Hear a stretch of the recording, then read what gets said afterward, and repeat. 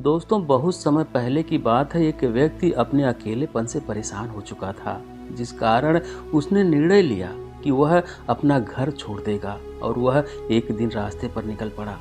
उसके मन में कई सारे सवाल थे, कई सारे विचार थे। उन विचारों में मग्न होकर वह उस रास्ते पर आगे की ओर बढ़ता ही जा रहा था। तभी उसे रास्ते में एक आश्रम दिखाई देता है। वह उस आश्रम की ओर आगे बढ़ा। तभी उसने देखा कि एक बौद्ध भिक्षु अपने शिष्यों को ध्यान करना सिखा रहे थे और उन्हीं शिष्यों में से एक शिष्य ने उन महात्मा से कहा कि हे गुरुदेव, आखिर यह ध्यान क्या है और इस ध्यान को करने से हमें क्या लाभ है। तभी वह बौद्ध भिक्षु अपने उस शिष्य को इस सवाल का जवाब देते हुए कहते हैं, बेटा, ध्यान ही सच है और ध्यान हमें अकेला कर देता है। हम जितना ज़्यादा अकेले होते जाते हैं उतना ही हम ध्यान में उतरते चले जाते हैं और यही अकेलापन तुम्हें सत्य की मार्ग पर ले जाता है, तुम्हें सत्य की प्राप्ति करवाता है। वहीं वह व्यक्ति आश्रम के बाहर खड़े होकर यह सब कुछ सुन रहा था। जैसे ही उसने उन महात्मा के मुख से यह सारी बातें सुनी तो दौड़ा दौड़ा उन महात्मा के पास आया और कहने लगा कि हे गुरुदेव, यदि ध्यान हमें अकेला कर देता है तो इसका मतलब यह हुआ कि मैं इन सब चीजों में श्रेष्ठ हूँ। आप तो ध्यान का सहारा लेकर अकेले होते हैं, लेकिन मैं तो ऐसे ही अकेला हूँ।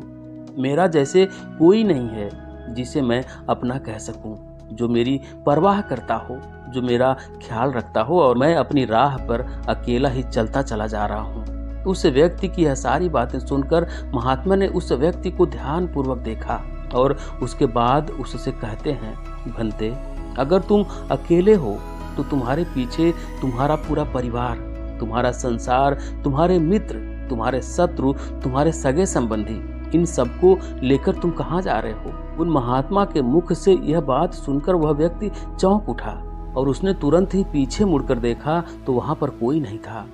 तभी वह व्यक्ति उन गुरुवर से कहता है कि हे गुरुवर, कौन है मेरे पीछे? कोई तो नहीं है, ना मेरे परिवार वाले, ना ही मेरे मित्र, ना ही मेरे शत्रु और ना ही मेरे सगे संबंधी। मैं तो सबको पीछे छोड़ आया हूँ, क्योंकि कोई मुझे नहीं पूछता, कोई मेरी परवाह नहीं करता, कोई मेरा ख्याल तक नहीं रखता, यहाँ तक कि मेरी कोई आवाज़ तक नहीं सुनना चाहता। लेकिन जब किसी के ऊपर कोई समस्या आती है तो वह मुझे अवश्य याद करते हैं, पर बाकी समय में वह मुझे पूछते ही नहीं।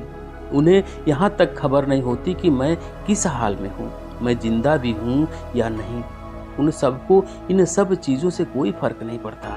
उन महात्मा ने उस व्यक्ति की सारी बातें ध्यान से सुनी और उसके बाद वह महात्मा कहते हैं कि भंते, तुम सही कह रहे हो, लेकिन जब तक तुम इन सभी को छोड़ नहीं जाते तब तक तुम भला अकेले कैसे हो सकते हो। वह व्यक्ति एक बार फिर आश्चर्यचकित होकर पीछे मुड़कर देखा और फिर उन महात्मा से कहता है कि हे गुरुवर, यहाँ पर तो कोई नहीं है, मैं अकेला ही यहाँ पर आया हूँ। लग रहा है आप मेरा मजाक उड़ा रहे हैं, मेरे पीछे कोई है ही नहीं और आप खुद देख सकते हैं, तो फिर आप ऐसा क्यों कह रहे हैं कि जाओ और इन्हें छोड़ कर आओ। जब मेरे साथ कोई है ही नहीं तो भला मैं उन्हें कहाँ छोड़ दूँ, कैसे छोड़ दूँ। उस युवक की यह सारी बातें सुनकर वह महात्मा मुस्कुराने लगे और उस युवक से कहते हैं कि भंते, आखिर तुम मुझसे क्या चाहते हो। इस पर वह युवक उन महात्मा से कहता है कि हे गुरुवर, मैं आपका शिष्य बनना चाहता हूँ, मुझे कोई साथी चाहिए, मुझे अपना शिष्य बना लीजिए, मैं जीवन भर आपका आभारी रहूंगा। उस व्यक्ति की यह बातें सुनकर उन महात्मा ने कहा, बनते, तुम चाहो तो यहाँ पर 1 महीने रह सकते हो, उसके बाद ही मैं यह निर्णय कर पाऊंगा कि क्या मुझे तुम्हें अपना शिष्य बनाना चाहिए या फिर नहीं।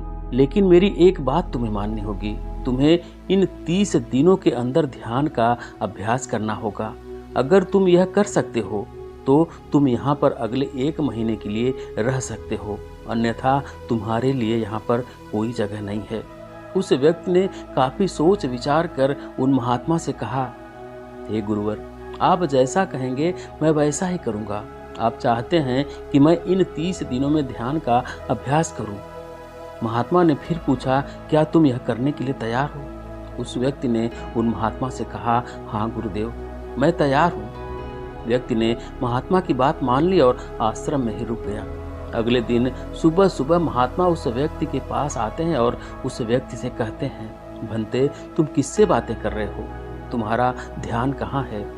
इस पर वह व्यक्ति जवाब देते हुए कहता है कि हे गुरुवर, मेरे साथ तो कोई नहीं है, मैं भला किससे बात करूँगा, मैं तो अकेला हूँ। तभी महात्मा उस व्यक्ति से कहते हैं, ठीक है, लेकिन अब ध्यान लगाओ, क्योंकि तुमने कुछ मुझे वचन दिया है, 30 दिनों में तुम ध्यान का अभ्यास करोगे।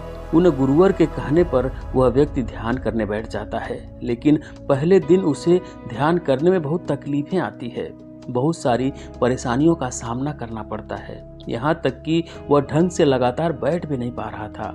उसके पैर मानो सुन्न हो जाते और उसके पैर मानो काम करना ही बंद कर देते।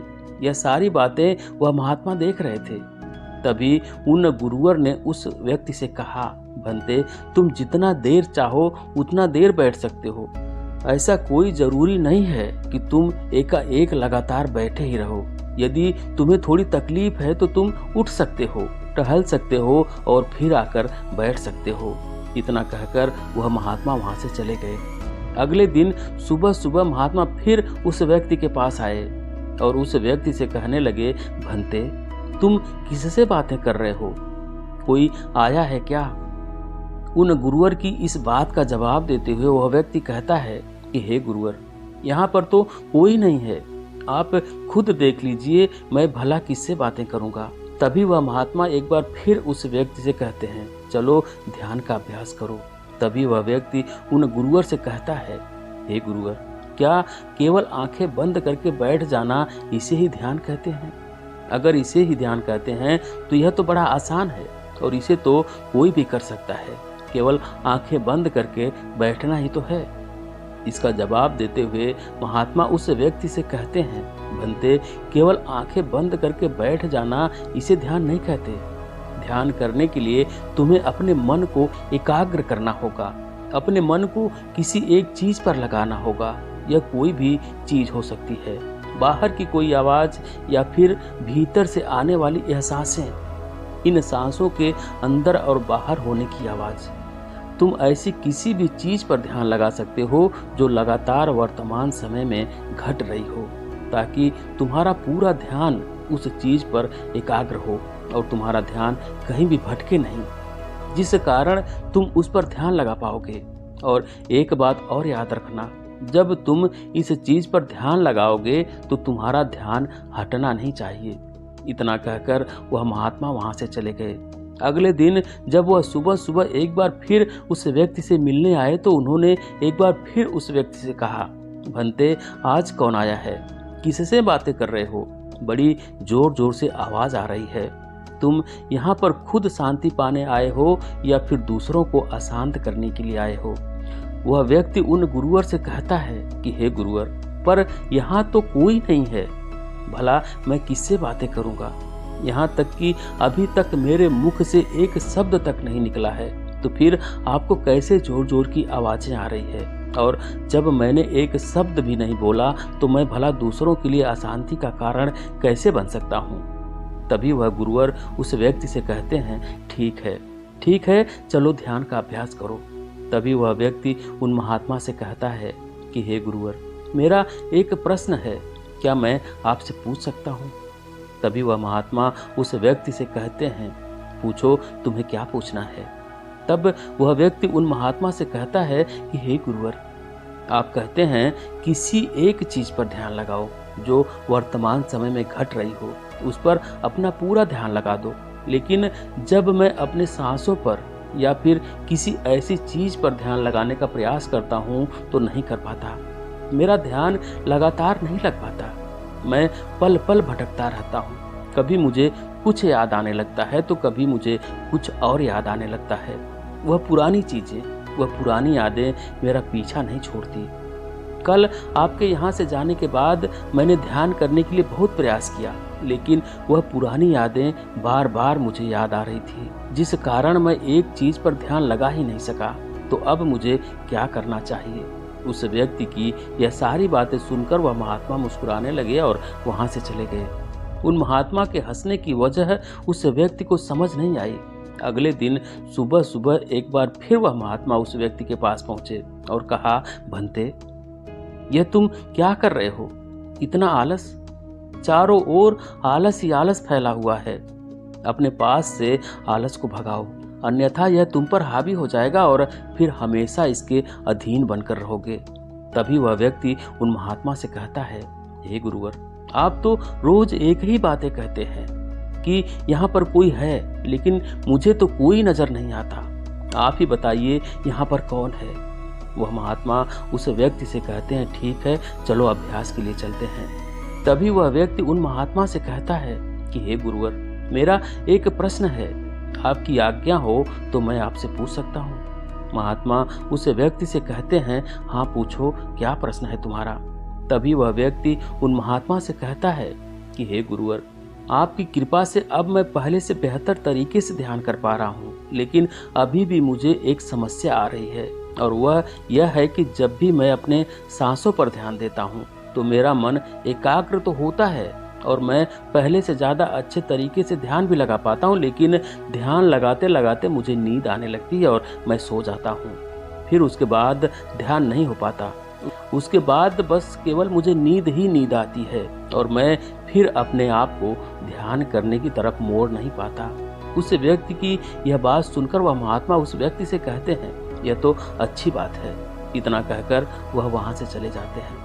5वें दिन जब सुबह सुबह वह महात्मा उस व्यक्ति के पास पहुँचते हैं तो वे कहते हैं, भंते, तुमने इतने लोगों को यहाँ क्यों बुला रखा है? इतने सारे लोग तुम्हें ध्यान नहीं करने देंगे। तुमने इतने सारे लोगों को क्यों बुलाया है? इन्हें यहाँ से जल्दी भेजो, मुझे यह बिल्कुल पसंद नहीं है। तुम तो यहाँ पर अकेले आए थे, जैसा कि तुमने कहा था। फिर इतने सारे लोगों को तुमने आज क्यों बुला रखा है? इन्हें अभी के अभी वापस छोड़ कर आओ।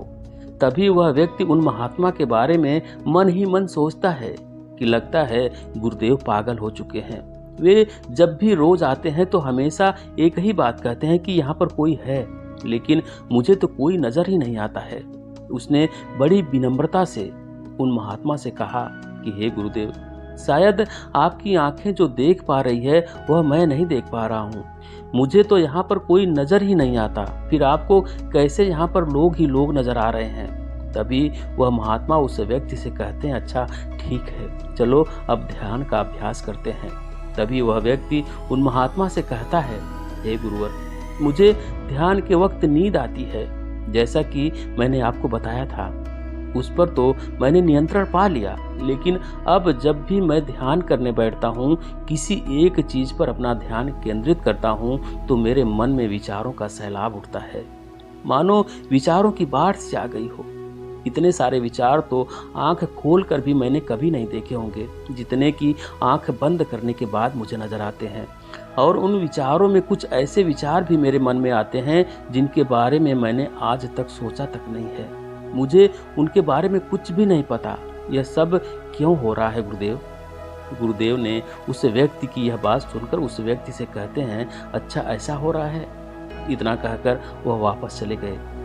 अगले दिन सुबह सुबह वह महात्मा एक डंडा लेकर उस युवक के पास पहुंचे और एक डंडा मारते हुए उस युवक से कहते हैं, मैंने तुम्हें इससे पहले ही कहा है, इतने सारे लोग मुझे पसंद नहीं हैं, उन्हें छोड़ कर आओ ना। आखिर तुम रोज रोज इन्हें क्यों ले आते हो? इतना भीड़ इकट्ठा करने के बाद इसका तुम्हें क्या लाभ होगा? आज के बाद यहाँ पर नहीं आने चाहिए, इस बात का ख्याल रखना। यदि आज के बाद यहाँ पर कोई नजर आया और तुम्हारी बकबक सुनाई दी तो मैं तुरंत ही तुम्हें इस आश्रम से निकाल दूंगा। तभी वह व्यक्ति बड़ी विनम्रता से उन गुरुवर से कहता है कि हे गुरुवर, मुझे तो यहाँ पर समझ नहीं आता कि मुझे कोई नजर ही नहीं आता, लेकिन आप रोज एक ही बात कहते हैं कि यहाँ पर मैंने भीड़ इकट्ठा कर रखी है। जिन लोगों को मैंने बुलाया है उन लोगों को छोड़ कर आना होगा, लेकिन मैं आपसे हर रोज एक ही बात कहता हूँ कि मुझे कोई नजर नहीं आता, ना ही मुझे यहाँ पर कोई दिखाई पड़ता है और ना ही अपने मुख से एक शब्द भी निकाल पाता हूँ, लेकिन आप फिर भी कहते हैं कि आपको जोरों की आवाजें सुनाई पड़ रही है।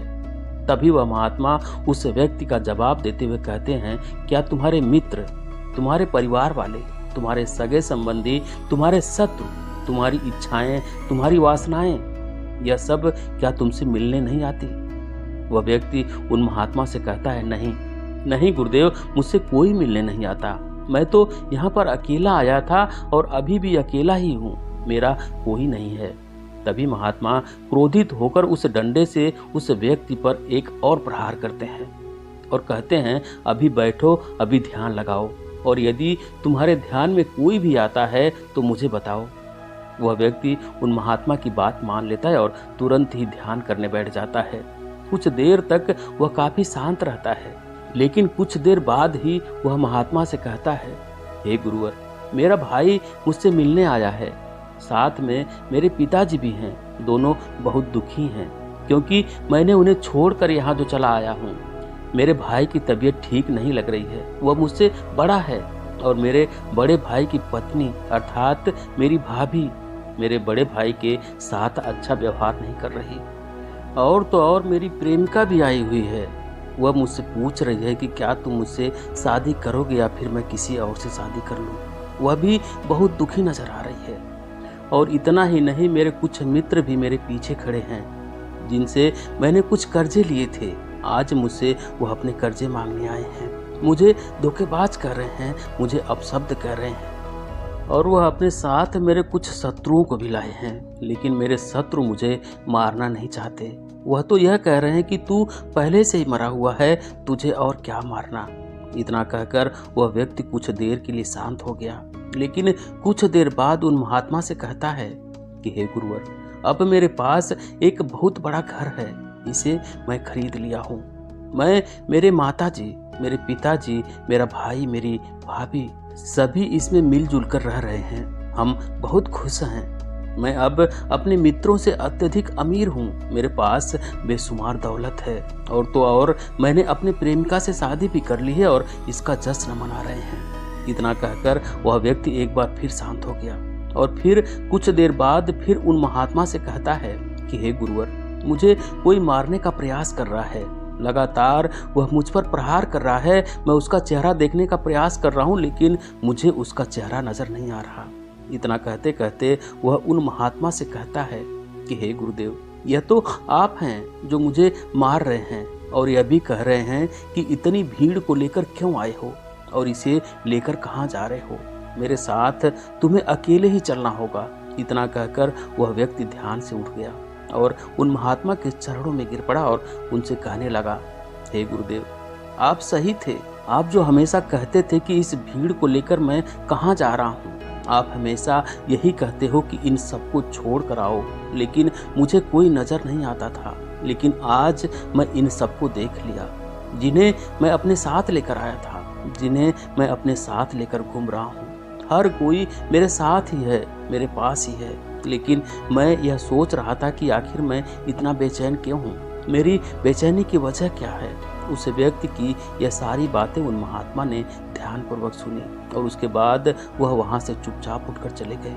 उसके बाद वह गुरुवर उसके पास कभी नहीं आए, लेकिन वह व्यक्ति हर रोज ध्यान का अभ्यास करता रहा और पूरे 1 महीने बाद जब उन महात्मा के पास पहुंचा तो कहने लगा, हे गुरुवर, जैसे कि आप कहते थे कि हमेशा अपनी भीड़ को अपने साथ लेकर मैं घूमता हूँ, तो आज मैं उस भीड़ को विदा कर दिया हूँ और अब मैं बिल्कुल अकेला हूँ। अब मेरे साथ कोई नहीं है, मेरे साथ आप भी नहीं हैं, यहाँ तक कि मैं खुद अपने साथ नहीं हूँ। मैं एक परम शांति महसूस कर रहा हूँ। अब मुझे ऐसा प्रतीत होता है कि मेरे जीवन में कोई समस्या नहीं है। मैं बहुत हल्का महसूस कर रहा हूँ, मैं बहुत अच्छा महसूस कर रहा हूँ, और शांति में जो आनंद है वह क्या कहना। तभी वह महात्मा उस व्यक्ति से कहते हैं, बनते, अगर तुम चाहो तो इस अकेलेपन को लेकर तुम अपनी दुनिया में वापस जा सकते हो। अब यदि संसार में वापस भी लौट जाओ, भले ही लोग तुम्हारे आसपास क्यों न रहें, भले ही भीड़ तुम्हारे साथ क्यों न रहे, लेकिन फिर भी तुम अकेले ही रहोगे। फिर चाहे वह तुम्हारे रिश्तेदार हों, सगे संबंधी हों, परिवार वाले हों, तुम्हारे मित्र हों, तुम्हारे शत्रु हों, तुम्हारी भावनाएं या फिर तुम्हारी प्रेमिका, इन सब के साथ रहकर भी तुम पूर्ण रूप से अकेले ही रहोगे। और इतना ही नहीं, तुम्हारे जीवन में जब भी कोई बुरी परिस्थितियां आएंगी, तब भी तुम बिल्कुल अकेले और शांत रहोगे और तुम हर परिस्थिति का समाधान निकालने में पूरी तरह से सक्षम हो चुके हो। और यदि अब तुम चाहो तो मैं अपना शिष्य बना सकता हूँ। लेकिन हो सकता है कि तुम्हें यह लग रहा है कि यह 30 दिन तो पूरे खत्म हो चुके हैं, लेकिन ध्यान का मार्ग अभी तो शुरू हुआ है। और याद रहे कि अभी तो बहुत कुछ सीखना है, जानना है, लेकिन कुछ रखना नहीं है। यह मार्ग अभी शुरू हो रहा है और यह मार्ग अति लंबा है और इस मार्ग की शुरुआत शांति से होती है। तभी वह व्यक्ति उन महात्मा को प्रणाम करता है और कहता है, हे गुरुवर, मैं अपने घर वापस लौटना चाहता हूँ, अपने उस संसार में वापस जाना चाहता हूँ ताकि मैं अपनी जिम्मेदारियों को निभा सकूँ और साथ ही साथ इस मार्ग पर भी आगे बढ़ सकूँ। आपकी यदि आज्ञा हो। इतना कहकर वह व्यक्ति शांत हो गया। तब वह महात्मा फिर एक बार कहते हैं कि भंते, मन हो तो सब हो सकता है। तुम संसार में रहकर भी अकेले रह सकते हो और अब तुम जा सकते हो। तुम्हारा कल्याण हो। दोस्तों, इस वीडियो से आपको क्या सीखने को मिला कमेंट करके जरूर बताइए। वीडियो को लाइक और चैनल को सब्सक्राइब करके बेल आइकन जरूर प्रेस कर लें ताकि आने वाली सभी वीडियो का नोटिफिकेशन सबसे पहले आपको मिले। वीडियो देखने के लिए बहुत बहुत धन्यवाद।